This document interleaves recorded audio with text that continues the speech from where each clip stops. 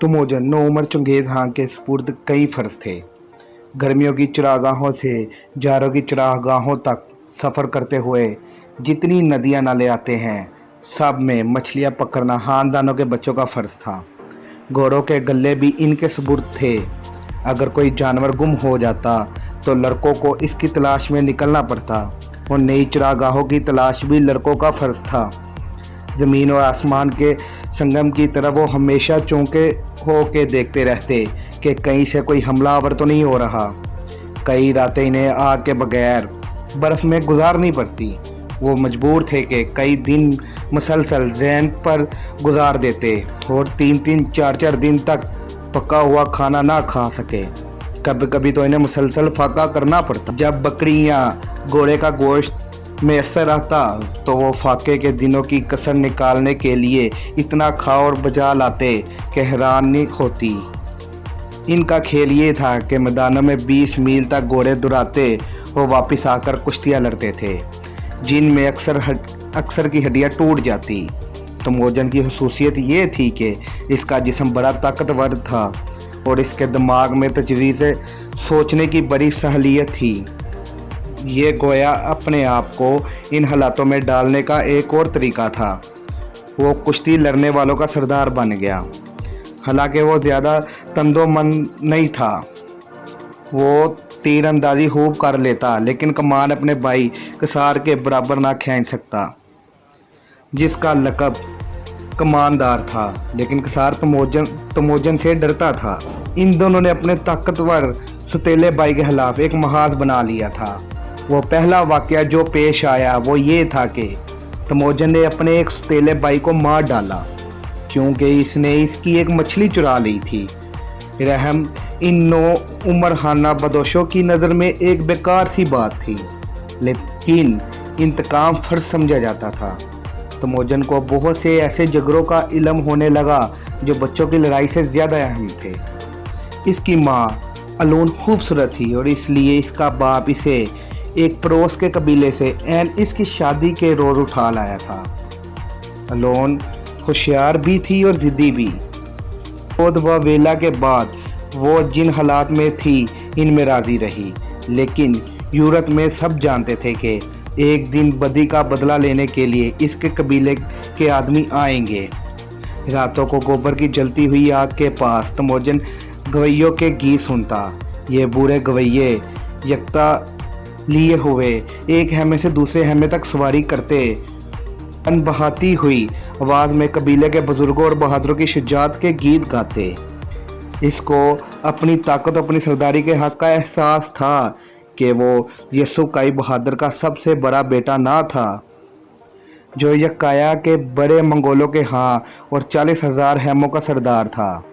एक दानिशमंद मशीर ने तमोजन से कहा, हम चीन के 100वें हिस्से के बराबर भी नहीं, लेकिन अगर हम चीन का मुकाबला करते रहे तो इसकी वजह यह है कि हम सब खाना बदोश हैं। हमारा सामान्य रसद हमारे साथ है और हमको अपने तरीके की लड़ाई में महारत है। जब मौके मिलते हैं हम लूटते हैं और जब लूट नहीं पाते तो छुप जाते हैं। अगर हम भी शहर बसाना शुरू कर दें और अपनी आदतें बदल दें तो हम फल फूल ना सकेंगे। इसके अलावा खानकाहों और मंदिरों में आदमी नरम दिल हो जाता है। नोहे इंसान पर हुकूमत वही कर सकता है जो खौफनाक और जंगजू हो। जब वो गले की नगाह ज़माना पूरा कर चुका तो इसे अपने बाप यसुकाई बहादुर के साथ साथ सवारी करने की इजाज़त मिली। हर लिहाज से तमोजन खूबरूर था, लेकिन जिस्म की ताकत और सीधी अठान की वजह से जितना मुमताज़ मालूम होता था, इतना खुद हाल के लिहाज से नहीं। तमोजन को इश्क ने भी जकड़ लिया, जैसे इसके बाप ने किया था। जब बाप और बेटा दोनों अजनबी जंगजू के हेमे में मेहमान थे तो इस लड़के को हेमे की लड़की में जज्बातियत महसूस हुई। इसने यसुकाई से पूछा कि मैं इसे अपनी बीवी बनाना चाहता हूँ, वो भी छोटी है। इसके बाप ने इतराज़ किया। तमोजन ने बताया, जब वो बड़ी हो जाएगी तो अच्छी खासी निकल आएगी। यसुकाई ने लड़की को जांचा, जो अभी 9 साल की थी मगर बहुत हसीन थी। इसका नाम बुरताई था और इसका नाम का महज इसके अपने कबीले का रवायती जद्दोजहद था। इसकी आंखें बुरी बुरी थी।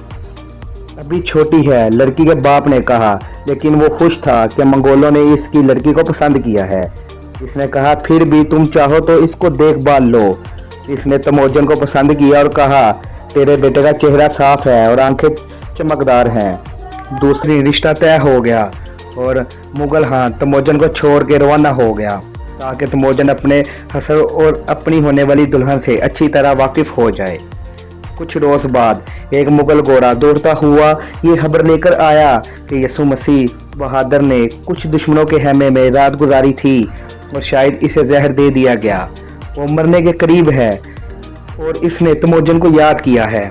13 साल तमोजन जितनी रफ्तार से सवार होकर भाग सकता भागा, लेकिन जब वो यानी कबीले के हेमो वाले गांव पहुंचा तो इसका बाप मर चुका था। कबीले के सरबरा और लोगों ने बहुत से मामलात पर बहस की थी और इनमें से 2/3 सरदार का परचम छोड़ के दूसरे आका और पासबानों को तलाश करने निकल पड़े। अपने घरानों और अपने गलों की इस ना तजुर्बाकार लड़के से इन्हें इसकी हिफाजत की तवक्का नहीं थी। अलून अक्लमंद और बहादुर जो कुछ इससे हो सका इसने किया कि कबीले का शराजा मुंतशिर न हो पाए। इसने तक की नदामों वाला परचम अपने हाथ में उठाया और छोड़ के जाने वालों का तौक़ुफ़ करके इनकी मिन्नत की। कुछ खानदान अपनी गाड़ियों गल्लों समेत वापस आए। अब तमोजन गोरों की सफेद खाल पर बैठ के मुगलों का हाथ बन छोड़ी से इसका यकीनी तौर पर अंदेशा था कि मुगलों के तमाम पुराने दुश्मन यसुकाई की मौत से फायदा उठाने के लिए इसके बेटे से अपना बदला जरूर लेंगे।